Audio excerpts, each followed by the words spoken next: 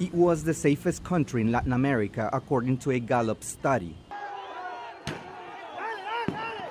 But in the course of 3 days back in April, everything changed. What started as protests against a pension reform plan by President Daniel Ortega ignited a social-political crisis in Nicaragua.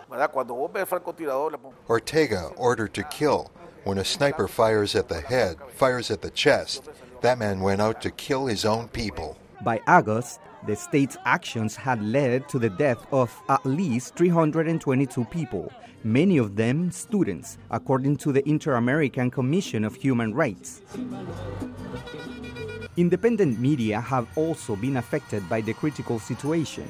More than 80% of the country's television channels, radio stations, and newspaper are owned by the government, according to the Nicaraguan Center of Human Rights. And those who are independent say they are under threat. 2 months ago, a group of paramilitaries robbed us and stole a second TV camera.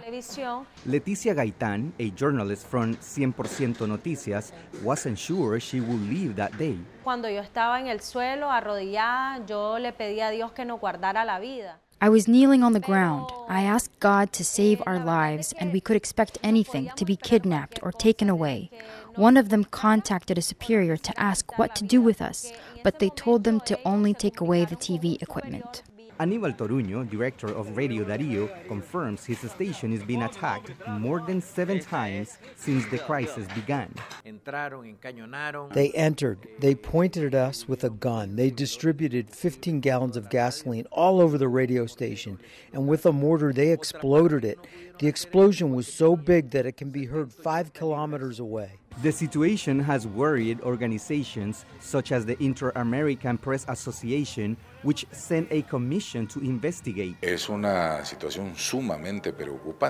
is a situation of great concern due to the degree of siege, the degree of attack and repression that independent media have in this country, despite the fact that the government controls 80 to 90% of the channels through its family, focused on making life impossible for that 10% who also has the majority of the audience. The Ortega government denies it's behind the violence and assures the nation has regained peace. It also has denied entry to an Organization of American States Commission seeking to confirm Managua's claims. En Nicaragua no existen presos políticos. In Nicaragua, there are no political prisoners. In Nicaragua, the police have arrested people who have committed common crimes. Nobody in Nicaragua is persecuted for having ideas, for expressing ideas, and for mobilizing. Some independent news outlets like Radio Dario or 100% Noticias says the Nicaraguan government continues to harass them and that reporters continue to receive threats.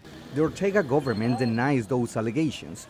With no plans for talks to resolve the crisis, it appears it will continue with no end in sight. Gesell, Tobias, VOA News, Managua, Nicaragua.